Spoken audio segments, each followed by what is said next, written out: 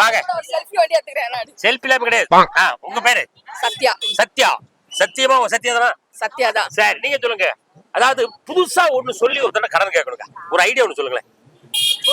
ஒரு மாசத்துல தரேன்னுவாங்க. ஆனா இல்லட்டா. ஆள் அட்ரஸே காணா போயிடுவாங்க. ஒரு வாரத்திலே காணா போயிடுவாங்க. ஒரு மாசத்துல தரேன்னு சொல்லி கேளுங்க.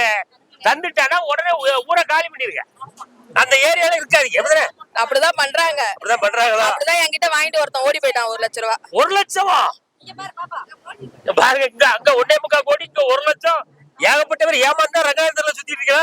வேற என்ன பண்றது? படிக்கணும் பசங்களுக்குன்னு சொல்லி அழுது கேட்டு வாங்கினாங்க. பசங்க படிக்கணும், படிக்க வைக்கணும்னு சொல்லி வாங்கியிருக்காங்க ஐயா. கடையில ஏமாத்திட்டு போயிட்டா பாருங்க. என்ன?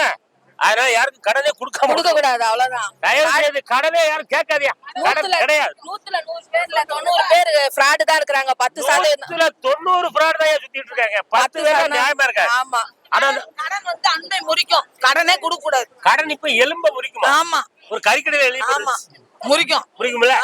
கடனே கேட்காதயா. கடன் எலும்ப முறிக்குமா?